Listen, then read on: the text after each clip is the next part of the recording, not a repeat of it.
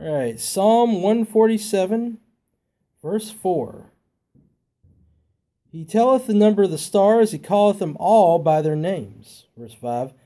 Great is our Lord, and of great power, his understanding is infinite. Psalm 148.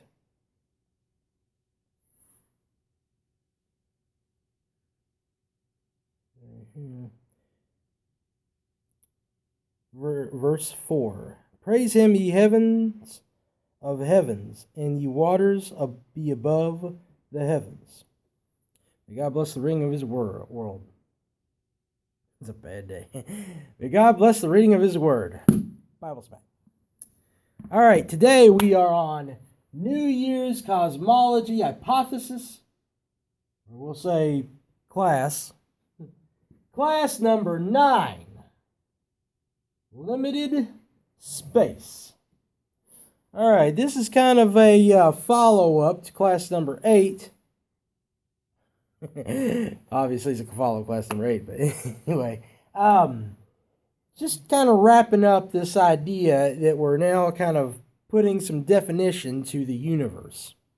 Last episode, we discussed, some of the limitations on our scaling of the universe, and we notice how, we keep on, making our universe bigger with the Big Bang, where it's just, it just keeps on going, right? It is this infinite type of space. Now, one of the concepts that I deal with here is that, no, we don't know how far that is, so there has to be a limit to the universe. And we go by several lines of evidence. One is that space-time is irrational.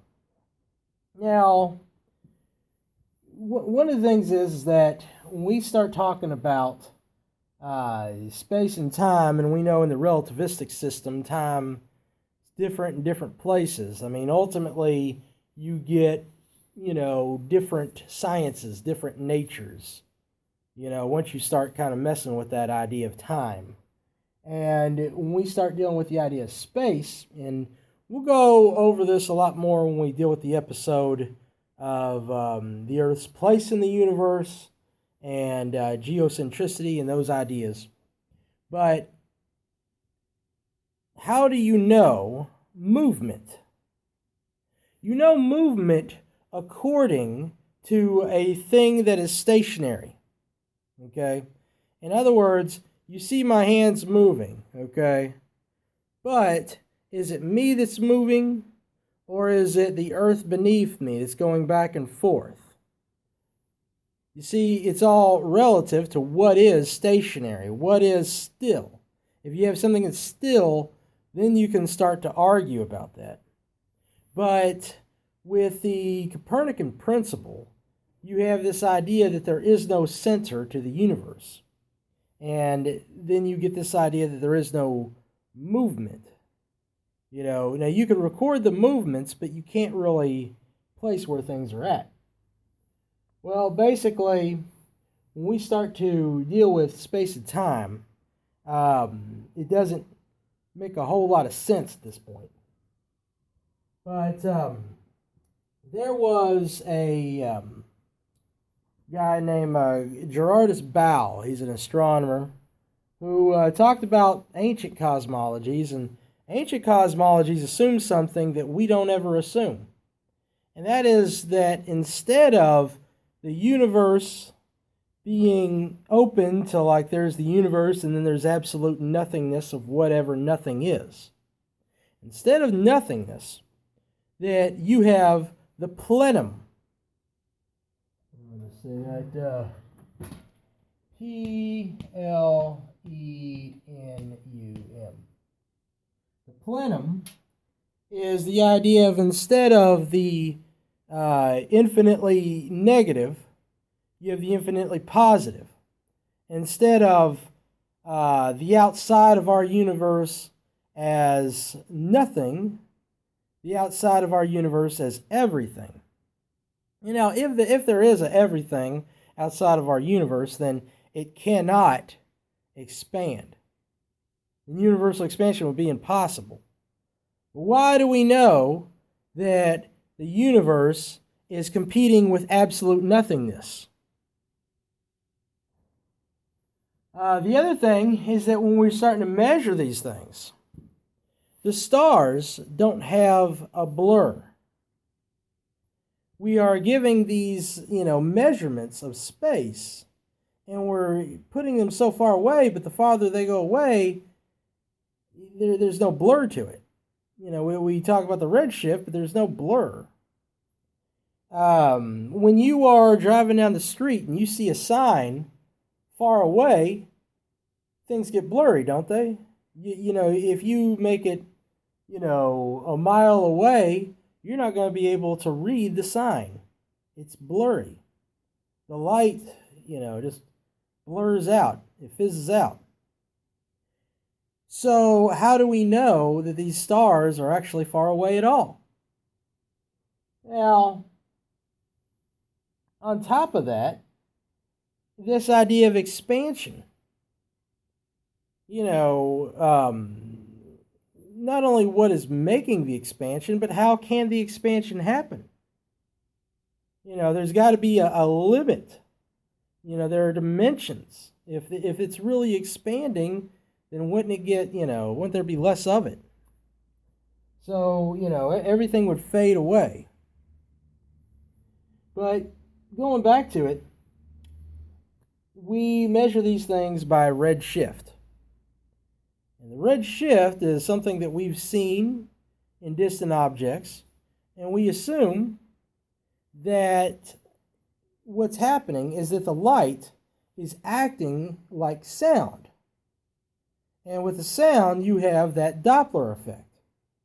So, you imagine there is an ambulance coming at you.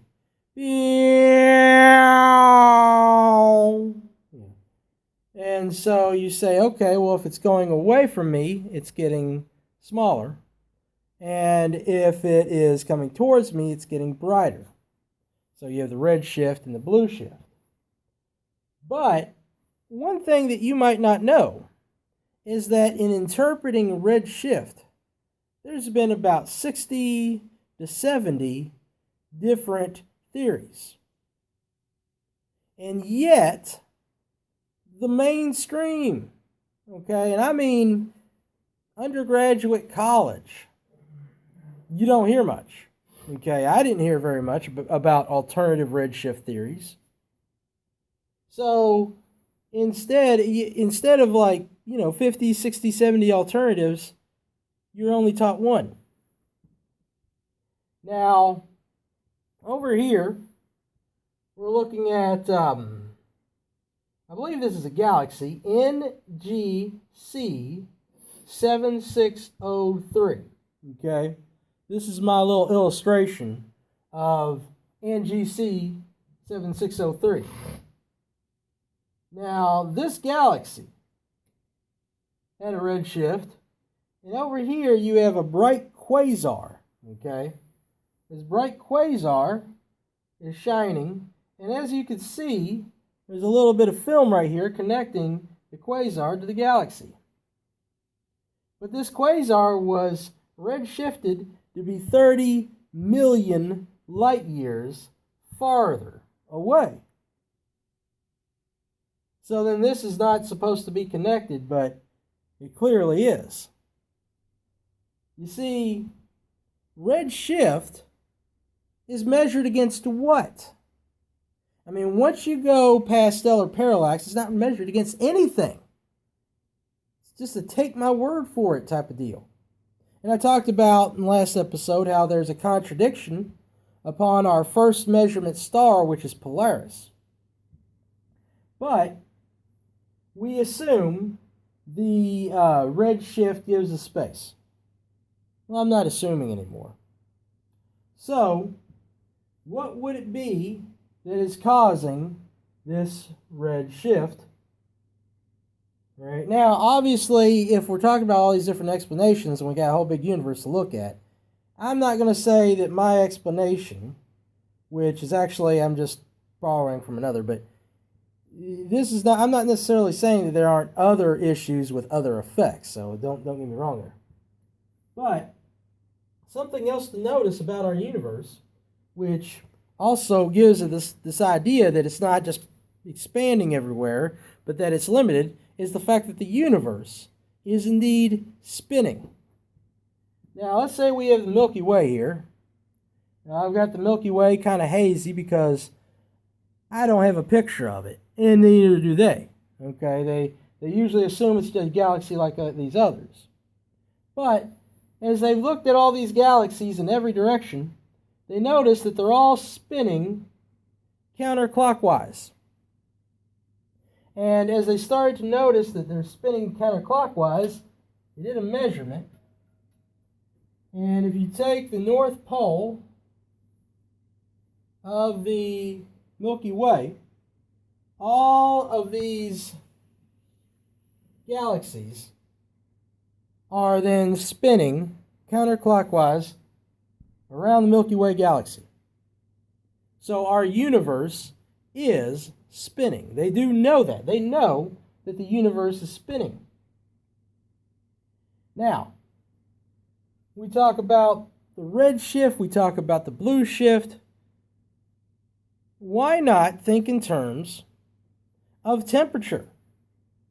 They do this when they look at stars. They talk about the blue stars and the red stars and the yellow stars. So perhaps there is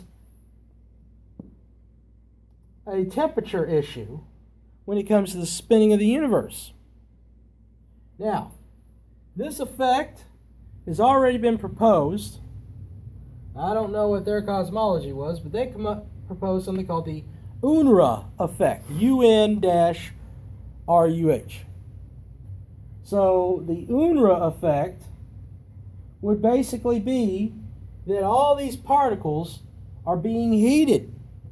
Why are they being heated? Because this universe is spinning around. You know, we'll be talking in the geocentric part about the Coriolis effect. And the Coriolis effect is the explanation of our common heliocentric understanding, in that they would say, okay, we would notice, or we're not supposed to notice that the Earth is spinning. Because just like if you were in a car, you don't notice that you're moving. At least not when you're at the same speed. But I think you do notice some things. You'll notice that there might be a whistle against the wall or the window. You might notice vibrations. And a car is physically harder than the ionosphere. Okay? So you would notice some things. And so basically, since the universe is in a state of spin, then obviously there is particles that have a friction towards the end of the universe, and that is revealed by the red shift. Alright, so let's see here.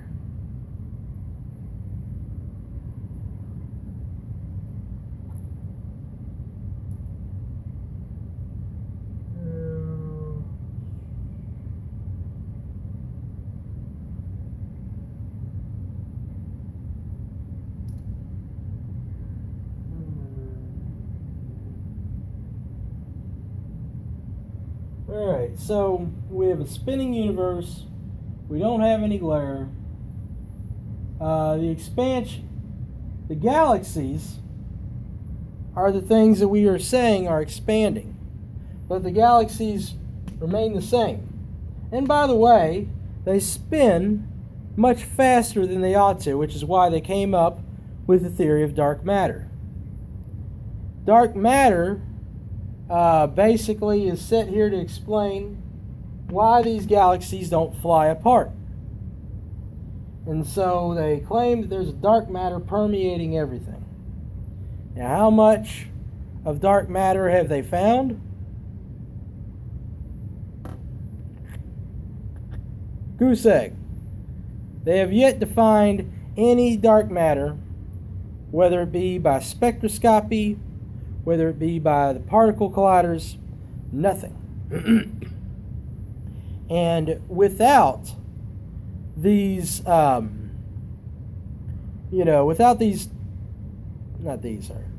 without the dark matter, what happens to this universe?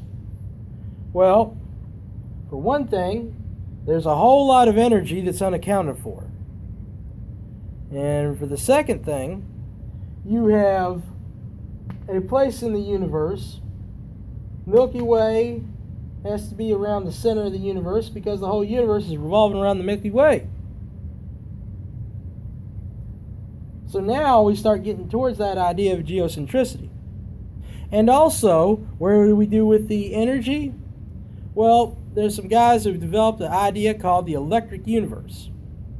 And so what I'm going to do is I'm going to harmonize both of these two to help us get a better idea of what the universe is like. Meanwhile, the Big Bang is busted, just like we went over in, I believe it was class number 4.